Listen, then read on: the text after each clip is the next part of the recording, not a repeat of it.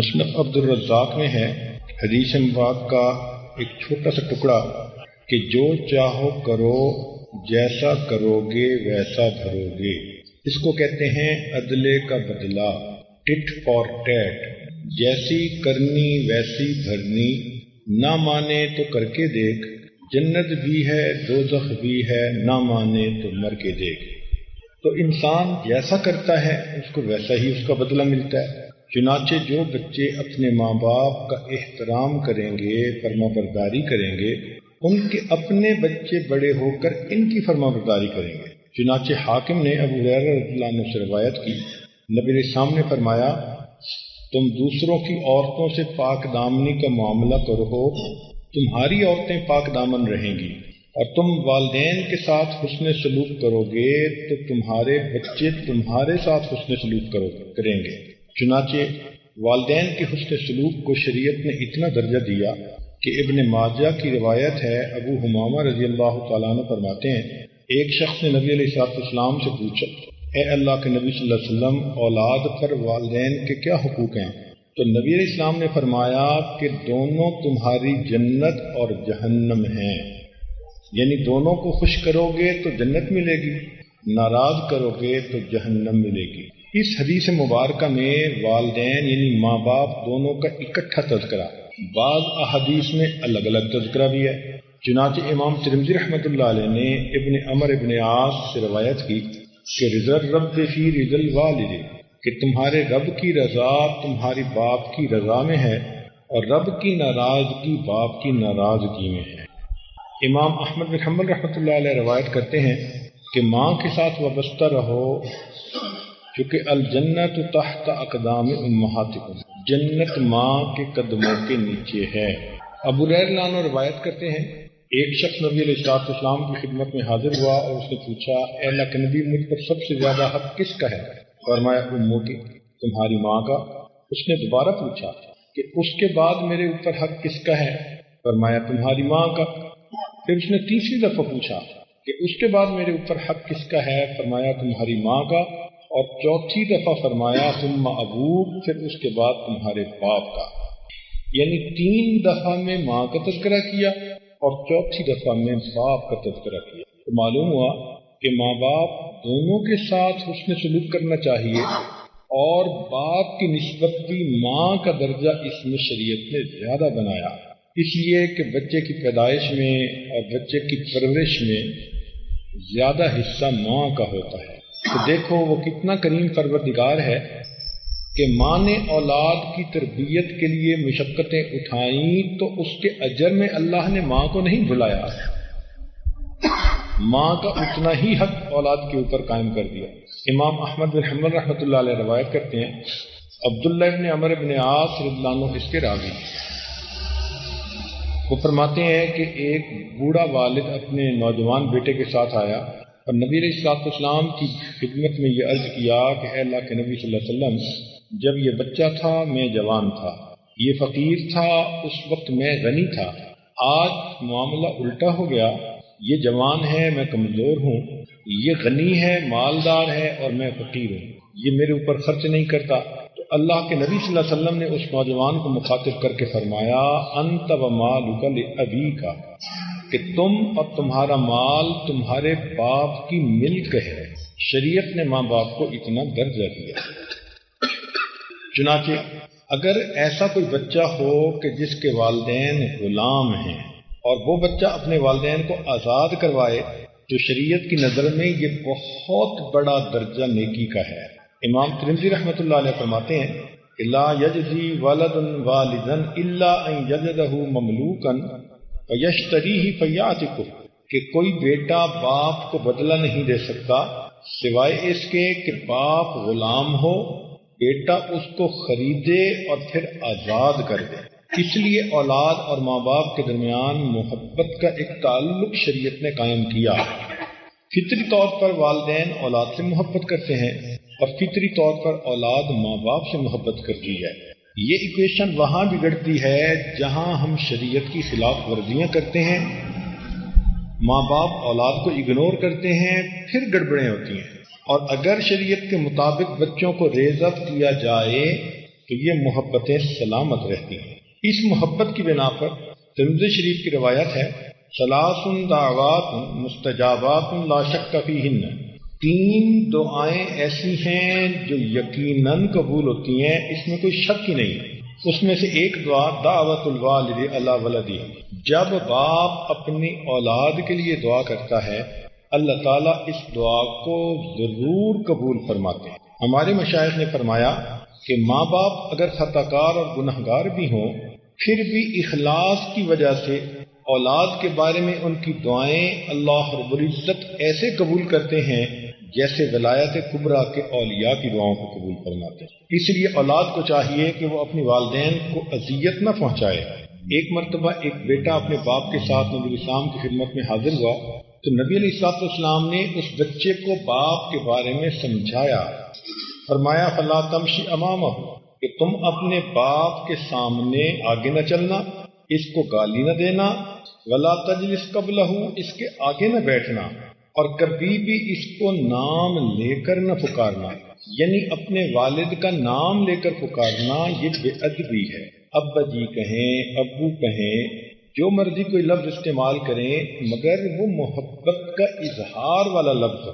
اور اگر انسان اپنے والدین کے دلوں کو دکھ دے تو شریعت نے کہا کہ ثلاثۃ لا ينظر اللہ الیہم یوم القیامہ، 3 بندے ایسے ہیں کہ اللہ قیامت کے دن ان کی طرف دیکھیں گے بھی نہیں۔ اب ذرا اس گناہ کی گریوٹی کا اندازہ لگا لیں کہ ایسا گناہ جس کی وجہ سے اللہ تعالیٰ نگاہ اٹھا کر بھی نہیں دیکھیں گے بندے کو۔ 3 بندے وہ کون سے ہیں؟ العاق لوالدیہ، ماں باپ کا نافرمان، والمرأۃ المترجلہ، اور وہ عورت جو مردوں کی طرح بننا پسند کرے۔ کئی لڑکیاں ہوتی ہیں نا، مردوں کی طرح جین کے لباس پہننے، بالوں کو کٹوانا، بے محابہ پھرنا، اور اس کو وہ سمجھتی ہیں کہ ہم بڑی ماڈ اسکاٹ بن گئی ہیں، اور یہ نہیں سمجھتی کہ ہم نے اگر ایسا کیا تو اللہ رب العزت قیامت کے دن ہماری شکل دیکھنا بھی گوارا نہیں کریں گے۔ والدیوس، اور تیسرا فرمایا کہ جو بے غیرت انسان ہوتا ہے۔ ماں باپ کے ساتھ اگر انسان برا سلوک کرے تو یہ وہ گناہ ہے کہ جس کا بدلہ دنیا میں ہی انسان کو مل جاتا ہے۔ امام حاکم رحمۃ اللہ علیہ نے روایت کی، فرمایا کل الذنوب یؤخرہ اللہ الی یوم القیامۃ الا عقوق الوالدین، کہ ہر گناہ کی سزا کو اللہ نے قیامت تک مؤخر فرما دیا سوائے ماں باپ کی نافرمانی کے۔ فإن اللہ یجعلہ لصاحبہ فی الحیاۃ الدنیا قبل الممات، کہ یہ ایسا گناہ ہے کہ اللہ تعالیٰ دنیا میں موت سے پہلے بندے کو اس کی سزا دے دیتے ہیں۔ اللہ اکبر کبیرہ۔ چنانچہ ہمارے ایک ڈاکٹر دوست تھے، وہ کہنے لگے کہ ایک دیہاتی نوجوان ہاسپٹل میں داخل ہوا، میری ڈیوٹی تھی، دیکھنے میں وہ بڑا صحت مند اور ہیلدی نظر آتا تھا، لیکن اس کو کوئی ایسی بیماری تھی کہ جس کی وجہ سے اس کا گلا گھٹتا تھا اور اس کو سانس لینا مشکل، تکلیف ہوتی تھی۔ تو جب اس پر وہ بیماری کا اٹیک ہوتا تو وہ بچوں کی طرح رونے لگتا، چیخنے لگتا۔ اس کی تکلیف دیکھ کر مجھے بھی بہت صدمہ ہوا، میری آنکھوں میں آنسو آ گئے۔ تو اس نوجوان کا والد قریب تھا، کہنے لگا ڈاکٹر صاحب اپنا کیا اس کے سامنے آ رہا ہے۔ تو میں نے اس کے والد سے پوچھا کہ کیا ہوا؟ کہنے لگا اس نے پسند کی شادی کی اور بیوی اس کو ماں باپ سے لے کے دور چلی گئی، اور جب کبھی ہم کہتے تھے یا ماں کہتی تھی کہ بیٹا آیا کرو، مل جایا کرو، تو یہ غصے میں ماں کو کہتا تھا کہ خبردار کوئی بات کی میں تمہارا گلا دبا دوں گا۔ جو الفاظ یہ ماں کو بولتا تھا اللہ نے موت سے پہلے اس کو اپنی آنکھوں سے خود دکھا دیا۔ ہاں، ایک ایسی صورت ہے جس میں ماں باپ اپنے حقوق کو خود ہی ضائع کر بیٹھتے ہیں، وہ یہ ہے کہ اگر اپنی اولاد کو شریعت کے خلاف کوئی بات کہیں تو شریعت نے کہا لا طاعت لمخلوق فی معصیت الخالق، اللہ کی نافرمانی میں مخلوق کی کوئی اطاعت نہیں۔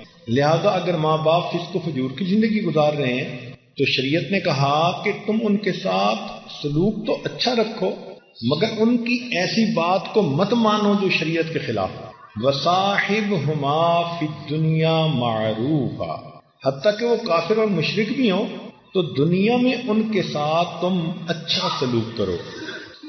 تو اگر ماں باپ دیندار ہوں، نیک ہوں، پھر تو نور علی نور ہے۔ یہاں ایک نقطہ سا دل میں آتا ہے کہ آج احساس ہوا ماں باپ کا کیا مقام ہے۔ چنانچہ جن کے ماں باپ تو زندہ ہیں وہ ان کو منا لیں گے، پچھلے قصوروں کی معافی مانگ لیں گے اور آئندہ ماں باپ کی فرما برداری کریں گے اور اچھا سلوک کریں گے۔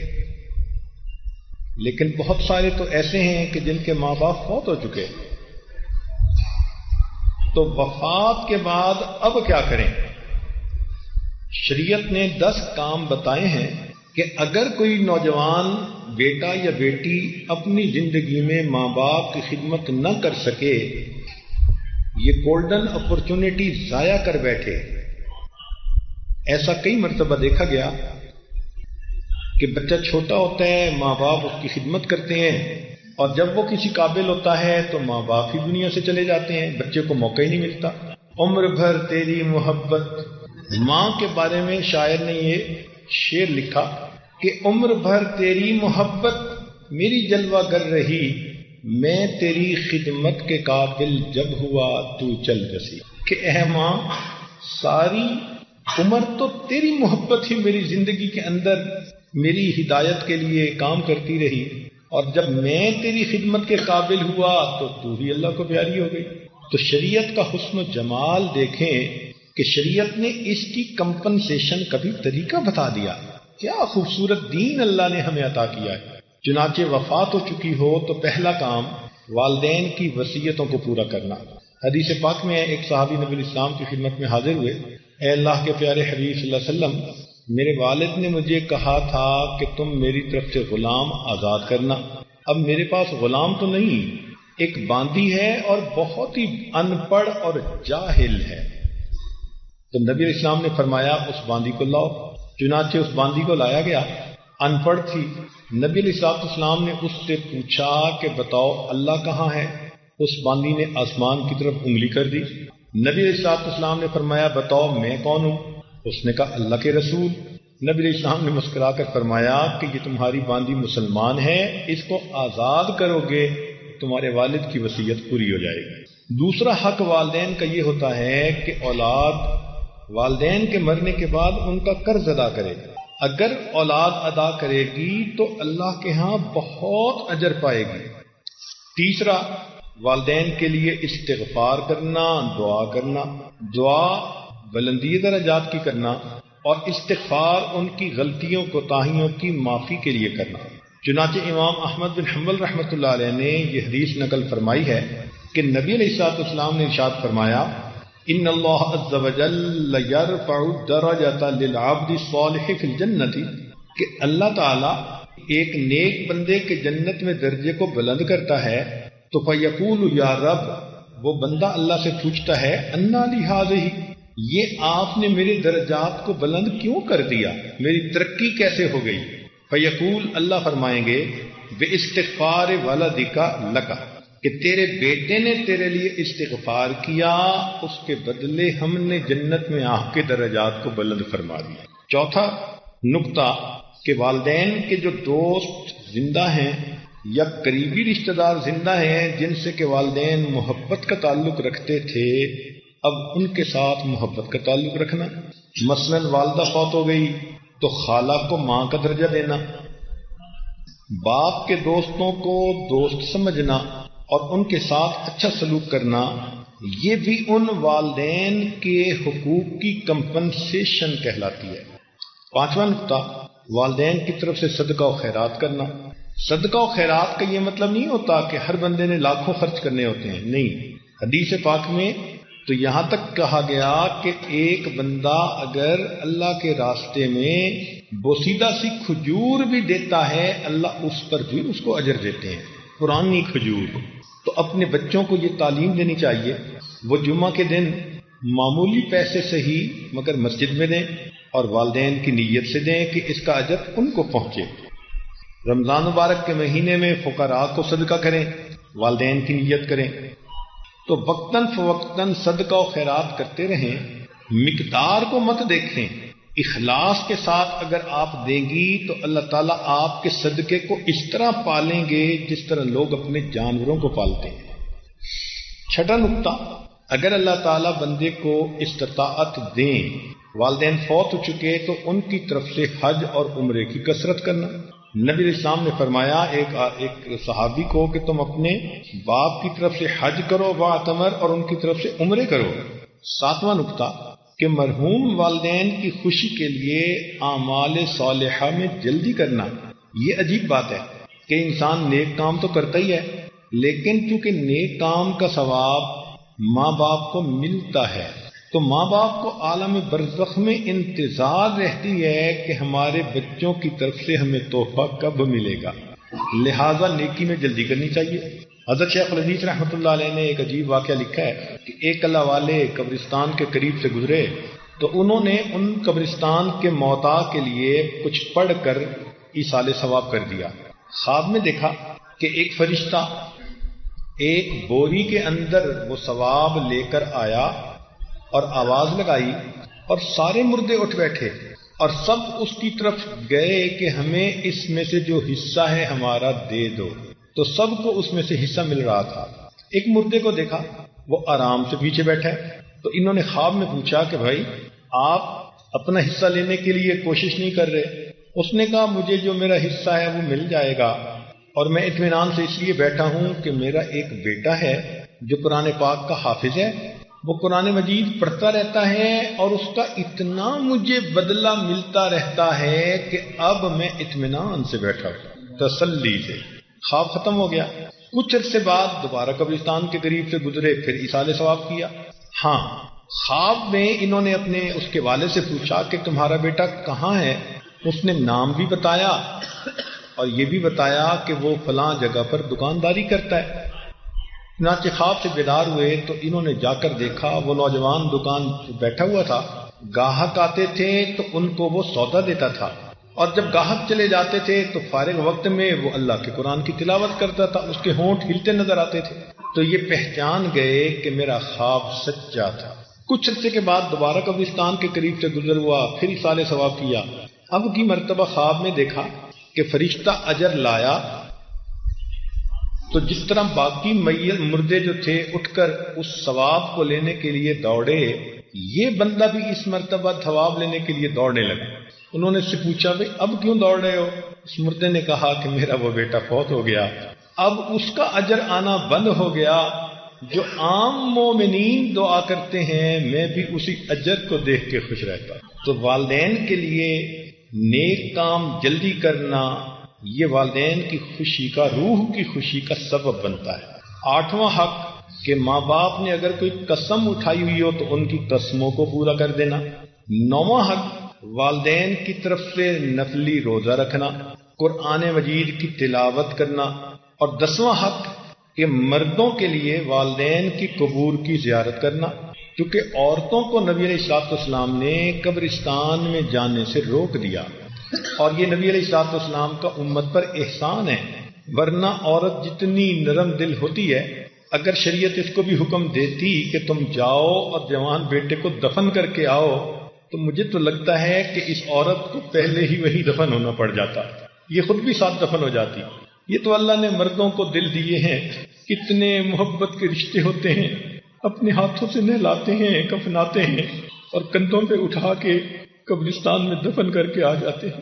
تو اللہ رب العزت نے ماں کو اس تکلیف سے بچایا، اس لیے فرمایا کہ عورت قبرستان میں نہ جائے۔ تاہم مردوں کو چاہیے کہ وہ وقتاً فوقتاً جائیں اور اپنے والدین کی قبور پر قرآن مجید کی تلاوت کر کے جتنا بھی اللہ چاہیں ان کو ایصال ثواب کریں۔ شریعت نے یہ بتلایا ہے کہ جو بندہ ماں باپ کی اطاعت کرتا ہے، فرما برداری کرتا ہے، ان کے دلوں کو خوش کرتا ہے، اللہ تعالیٰ دنیا میں بھی انعام دیتے ہیں، آخرت میں بھی اس کا انعام دیتے ہیں۔ چنانچہ والدین سے حسن سلوک کا دنیا میں کیا فائدہ؟ امام احمد بن حنبل رحمۃ اللہ علیہ نے انس رضی اللہ عنہ کے ذریعے سے روایت کی، فرماتے ہیں کہ جو ماں باپ سے حسن سلوک کرتا ہے اللہ تعالیٰ اس کی عمر اور رزق میں اضافہ فرما دیتے۔ تو ماں باپ کے ساتھ اچھا سلوک کرنے کی یہ برکت ہے، عمر بھی بڑھتی ہے اور مال بھی بڑھتا ہے۔ عمر بڑھنے سے مراد دو باتیں ہو سکتی ہیں، ایک تو یہ بھی کہ عمر فرض کرو 60 سال ہونی تھی، اب اللہ نے اس کو طویل کر کے 70 سال کر دیا، یہ بھی ممکن ہے۔ اور ایک معنی اس کا علماء نے یہ لیا کہ عمر تو تھی اس کی 60 سال، لیکن اس نے 40 سال کی عمر میں بلڈ پریشر کا مریض بننا تھا اور برین ہیمریج ہونی تھی، اور اس نے فالج کے ساتھ باقی زندگی محتاجی میں گزارنی تھی۔ اللہ تعالیٰ ان بیماریوں سے بچا کے زندگی کے صحت مند حصے کو لمبا کر دیتے ہیں، چنانچہ وہ آخری لمحے تک کسی کا محتاج نہیں ہوتا۔ یہ بھی عمر میں برکت ہے کہ ایفیکٹو حصہ عمر کا بڑھا دیا جاتا ہے۔ اور ایک فائدہ یہ کہ ماں باپ کا دل خوش کرنے سے انسان کے دنیا کے گناہوں کا کفارہ ہو جاتا ہے۔ چنانچہ امام ترمذی رحمۃ اللہ علیہ نے ابن عمر لانو سے روایت کی کہ ایک آدمی نبی علیہ السلام کے پاس آیا، اے اللہ کے نبی صلی اللہ علیہ وسلم مجھ سے بڑا گناہ ہو گیا۔ تو نبی علیہ السلام نے فرمایا تمہاری والدہ زندہ ہے؟ جی اللہ کے نبی والدہ زندہ ہے۔ فرمایا جاؤ والدہ کے ساتھ حسن سلوک کرو اور اس سے دعا کرواؤ، تمہاری ماں کی دعا کی وجہ سے اللہ تمہارے گناہ کو معاف کر دیں گے۔ تو دیکھیے ماں باپ کی دعا پر اللہ تعالیٰ بندے کے گناہوں کو معاف بھی فرماتے ہیں اور جنت میں اللہ تعالیٰ داخلہ جلدی فرماتے ہیں۔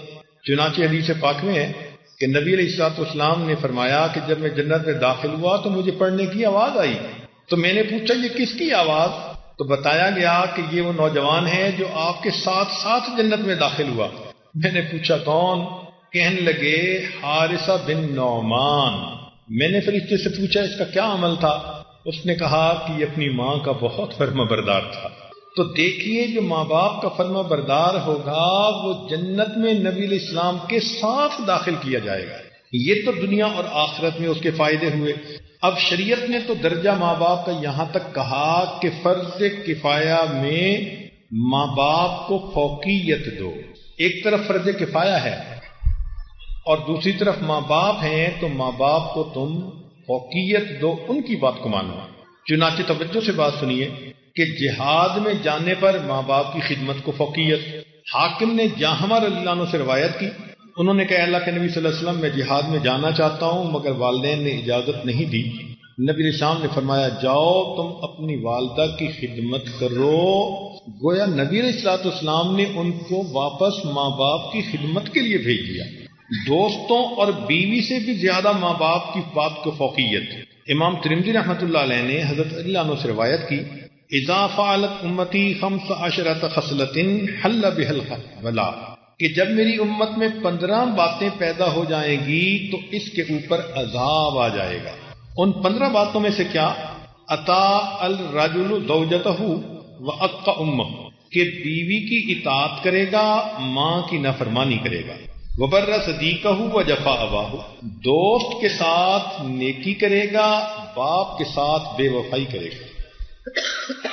تو اس حدیث پاک سے پتہ چلتا ہے کہ اللہ تعالیٰ نے بیوی بچوں اور دوستوں سے بھی زیادہ ماں باپ کا حق بنایا ہے۔ اب یہاں پر بعض عورتیں پریشان ہو جائیں گی کہ جی حضرت جی نے ایسی بات کر دی ہمارے تو خامد ہاتھ سے نکل جائیں گے۔ تو بھائی اگر ماں باپ بھی شریعت کے مطابق زندگی گزارتے ہیں اور آپ بھی شریعت کے ساتھ زندگی گزار رہی ہیں تو پریشان ہونے کی کیا بات ہے؟ وہ عورتیں جو سمجھتی ہیں کہ ہم بیوی ہیں، ہماری وجہ سے ہمارا خامد ماں باپ کو چھوڑ دے، وہ بے وقوف ترین عورتیں ہوتی ہیں، ان کو شریعت کی سمجھ نہیں ہوتی۔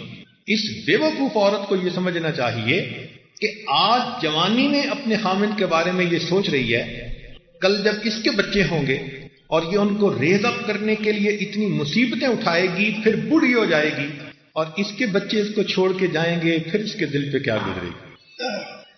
شریعت نے کہا، سیدہ عائشہ صدیقہ رضی اللہ تعالیٰ عنہ راویہ ہیں کہ امام احمد بن حنبل رحمۃ اللہ علیہ نقل کرتے ہیں کہ ام المومنین نے فرمایا کہ عورت پر سب سے زیادہ حق اس کے شوہر کا، یعنی نکاح ہونے کے بعد عورت پر سب سے زیادہ اہمیت والا حق اس کے شوہر کا ہوتا ہے، اور فرمایا مرد کے اوپر سب سے زیادہ اہم حق اس کی ماں کا۔ شریعت نے تو یہاں تک کہا کہ اگر نفلی حج کرنے ہوں تو ماں باپ کی خدمت کو تم اس کے اوپر فضیلت دو۔ چنانچہ ابو ہریرہ رضی اللہ عنہ اپنی والدہ کی زندگی میں ان کی خدمت میں ہی مصروف رہے، والدہ کی وفات کے بعد حج پر تشریف لے گئے۔ ہاں اگر والدہ خود بھی جانا چاہے اور بندے کو حج پہ بھی ماں کی خدمت کا موقع ملے تو نور علی نور ہے۔ ماں باپ کے حق کو اللہ نے اولاد کے حق پر بھی فضیلت عطا فرمائی ہے۔ چنانچہ عبداللہ بن عمر رضی اللہ عنہ نے روایت کی کہ 3 آدمی بنی اسرائیل کے سفر پر نکلے، ایک غار کے اندر پھنس گئے، چٹان منہ پہ آ گئی، تو انہوں نے اپنے اپنے عمل اللہ کے سامنے پیش کیے۔ ان میں سے ایک نے یہ عمل پیش کیا کہ میں بکریاں چراتا تھا، شام کو جب بکریاں گھر آتی تو میں ان کا دودھ نکالتا تو پہلے ماں باپ کو پیش کرتا تھا، بعد میں بچوں کو پلاتا تھا۔ اس کا یہ عمل اللہ کو ایسے پسند آیا کہ اس چٹان نے اس غار کے منہ کو کھول دیا۔ شریعت نے کہا کہ ماں باپ کا حق ہجرت پر بھی فائق ہے۔ چنانچہ مستدرک حاکم میں عبداللہ ابن عمر ابن عاص رضی اللہ عنہ سے یہ روایت ہے کہ ایک نوجوان آیا، اے اللہ کے نبی صلی اللہ علیہ وسلم، میں ہجرت کی نیت سے آ گیا ہوں اور والدین کو پیچھے چھوڑتا آیا ہوں۔ نبی علیہ السلام نے فرمایا کہ واپس جاؤ، جیسے والدین کو روتا چھوڑ آئے تھے ایسے ہی جا کے ان کو خوش کرو، تمہارے لیے یہ افضل ہے۔ حتیٰ کہ نفلی عبادات پر بھی ماں باپ کا حق افضل ہے۔ حدیث مبارکہ میں ہے کہ جرید ایک راہب نیک بندہ تھا بنی اسرائیل کا، عبادت میں لگا ہوا تھا۔ والدہ ملنے کے لیے آئی، اس نے 3 مرتبہ پکارا اور یہ نفلوں میں ہی مصروف رہا تو ماں کو غصہ آیا۔ اس نے کہا کہ اللہ تجھے موت سے پہلے کسی فتنے میں ڈال دے۔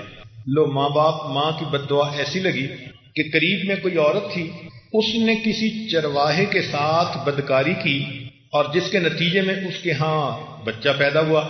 تو لوگوں نے اس عورت کو لان تان کی کہ تم نے کیا منہ کالا کیا؟ تو اس عورت نے اس جرید کا نام لے دیا کہ میرے ساتھ تو فلاں راہب نے بدکاری کی۔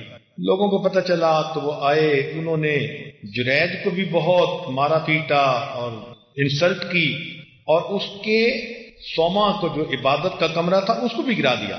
جرید نے ان سے پوچھا کہ بھئی تم یہ سارا کام کس لیے کر رہے ہو، میں نے کیا خطا کی؟ انہوں نے کہا تو نے فلاں عورت کے ساتھ بدکاری کی، اس کے ہاں بچہ ہوا۔ تو جرید نے کہا کہ اچھا مجھے بچے کے پاس لے جاؤ۔ تو جب جرید کو بچے کے پاس لے گئے تو اس نے اس بچے سے پوچھا کہ بتا تیرا باپ کون ہے؟ نیک آدمی تھا، اللہ کی آخر مدد تھی۔ وہ بچہ بول پڑا، کہنے لگا کہ میرا باپ تو فلاں بکریوں کا چرواہا ہے۔ تو علماء نے لکھا کہ اگرچہ اتنا مقام تھا کہ اللہ نے اس کی خاطر بچے کو بلا دیا، لیکن اس نے ماں کا دل دکھایا تو فتنے میں وہ بھی پڑ گیا۔ نبی علیہ الصلوۃ والسلام نے یہ واقعہ سنا کے فرمایا، لو کان جرید عالما، اگر جرید عالم ہوتا، لا علم ان اجابتہ امہ اولا من عبادت ربی، اس کو پتہ چل جاتا کہ اپنی ماں کی بات کو ماننا نفلی عبادتوں پر فضیلت رکھا کرتی۔ اب سوچئے نا کہ ماں باپ نے دنیا میں اولاد کو تربیت دینے کے لیے کوشش کی تو اس کا بدلہ اللہ نے ان کو کیا دیا، ان کا کتنا مقام دنیا میں بنا دیا۔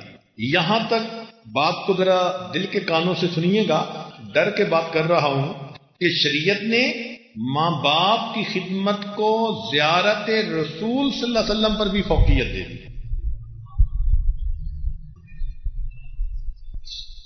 چنانچہ امام مسلم رحمۃ اللہ علیہ نے اسید بن جابر رضی اللہ عنہ سے روایت کی کہ اویس کرنی رحمۃ اللہ علیہ کرن کے رہنے والے تھے، والدہ کی خدمت میں لگے ہوئے تھے، چاہتے تھے کہ نبی علیہ السلام کی زیارت کریں، ایمان لا چکے تھے مگر ماں کی خدمت ہی کرتے رہے، آ نہیں سکے۔ تو نبی علیہ السلام نے عمر رضی اللہ عنہ کو بلا کر فرمایا کہ یمن کے فلاں قبیلے میں ایک بندہ، اس کو 1 دینار کے برابر برس کا زخم باقی ہوگا، بیماری تھی مگر ختم ہو گئی، اللہ کے ہاں اس کا اتنا مقام۔ نبی علیہ السلام نے فرمایا کہ اگر وہ اللہ کے نام پر قسم کھا لے تو اللہ اس کی قسم کو پورا کر دے۔ اور نبی علیہ السلام نے صحابہ سے فرمایا کہ اگر تمہاری ملاقات ہو تو ممکن ہو سکے تو تم ان سے اپنے لیے استغفار کی دعا کروانا۔ اور ایک روایت میں ہے کہ نبی علیہ السلام نے اپنا جبہ ہدیہ کے طور پر دیا اور فرمایا عمر یہ جبہ ان کو دے کر ان سے کہنا کہ میری امت کی بخشش کی دعا کرے. اللہ اکبر کبیرہ. چنانچہ عمر لانو کی ملاقات ہوئی اویس کرنی رحمۃ اللہ علیہ سے، اور عمر لانو نے ان کو نبی الاسلام کا جبہ ہدیہ کے طور پر بھی دیا، اور ان کو کہا کہ آپ صلی اللہ علیہ وسلم کو نبی علیہ السلام نے یہ پیغام دیا کہ میری امت کی بخشش کی دعا کرے. اللہ نے ماں باپ کی خدمت کو کیا مقام اور کیا رتبہ عطا فرما دیا. تو جب بچے کو یہ سبق دیا جائے گا تو یقیناً بچہ پھر ماں باپ کی بات کو سنے گا اور اچھا انسان بننے کی کوشش کرے گا. اور اگر کسی کے ماں باپ ناراض ہوں تو سن لیجئے کہ دنیا میں سب سے آسان کام اپنی ماں کو منانا. کیوں کہ وہ ناراض بھی ہو جاتی ہے لیکن انتظار میں ہوتی ہے کہ میرا بیٹا آ کر مجھ سے سوری کر لے، میں معاف کر دوں گی. ہم نے دیکھا کہ اگر بچہ ماں کی ڈانٹ ڈپٹ کی وجہ سے گھر سے نکل جائے، ماں کو چین نہیں آتا، وضو کرتی ہے، مصلی پہ بیٹھ جاتی ہے، اللہ میرا بیٹا کسی برے بندے کے ہاتھ نہ لگ جائے، میرا بیٹا کوئی انتہائی قدم نہ اٹھا لے، اللہ میرے بیٹے کو سلامت واپس لے آنا. کھانے کا وقت ہو جاتا ہے، سارے گھر والے کھانا کھا لیتے ہیں، ماں سے پوچھتے ہیں تو وہ کہتی ہے مجھے بھوک نہیں ہے. حقیقت میں اس کے دل میں یہ ہوتا ہے مجھے کیا پتا میرے بیٹے کو کھانے کو کچھ ملا یا نہ ملا، میں کیسے کھاؤں. سارے گھر کے لوگ سو جاتے ہیں، ایک ماں ہوتی ہے جو بستر پہ کروٹیں بدل رہی ہوتی ہے، شاید میرا بیٹا آ جائے، اس کو دروازے پہ انتظار میں نہ کھڑا ہونا پڑے. میاں کی ڈانٹ بھی برداشت کرتی ہے مگر اپنے بچے کے لیے دعا بھی کرتی رہتی ہے. اور اگر وہ بیٹا رات کو دیر سے آئے تو ماں بیٹی کو جگاتی ہے کہ بیٹی اٹھو، تمہارا بھائی آ گیا، اس کو گرم کھانا بنا کے دو. امی آپ تو ناراض تھی. بیٹی میں اگرچہ خفا ہوں مگر بیٹے کو بھوکا تو نہیں دیکھ سکتی. امی آپ چاہتی کیا ہیں؟ بیٹی میں نے تمہارے بھائی کو ڈانٹا تھا برے کام کی وجہ سے تاکہ اس کی اصلاح ہو جائے، مگر میں یہ چاہتی ہوں کہ وہ آ کے سوری کر لے، میں معاف کر دوں گی. اب جو ماں انتظار میں ہے کہ بیٹا آ کے سوری کر لے میں معاف کر دوں گی، اس ماں کو منانا کتنا آسان کام. چنانچہ بیٹا باپ کے ماں کے پاس چل کے آ جائے، ماں معاف کر دیتی ہے. اگر زیادہ غصے تھی اور باپ اور بیٹا اپنی ماں کے پاؤں پکڑ لے تو ماں کا تو دل ہی پگھل جاتا ہے، پسیج جاتا ہے. اور اگر اتنی خفا تھی کہ پھر بھی معاف نہیں کرتی اور بیٹے کی آنکھ سے آنسو آ جائے، ماں اپنے بچے کی آنکھ سے آنسو گرتا نہیں دیکھ سکتی، فوراً اپنے دوپٹے سے آنسو پوچھے گی اور اپنے بیٹے کو اپنے سینے سے لگا لے گی. اس ماں کے اندر ایک ممتا نام کی چیز ہے جو برداشت ہی نہیں کر سکتی کہ بیٹا میرا کسی تکلیف میں ہو. چنانچہ آپ کو ایک سچا واقعہ سنا کے بات مکمل کرتا ہوں.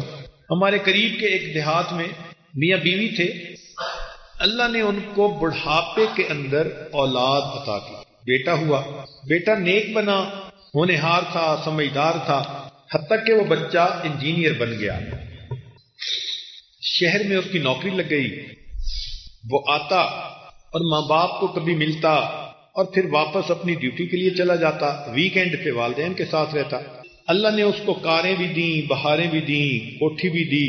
تو اس نوجوان نے شادی کا پروگرام بنایا. ماں باپ نے کہا کہ بیٹا جہاں تم کہو گے ہم تمہاری شادی وہیں کریں گے، زندگی تو آپ نے گزارنی ہے. شہر کا ایک بڑا شریف گھرانہ تھا.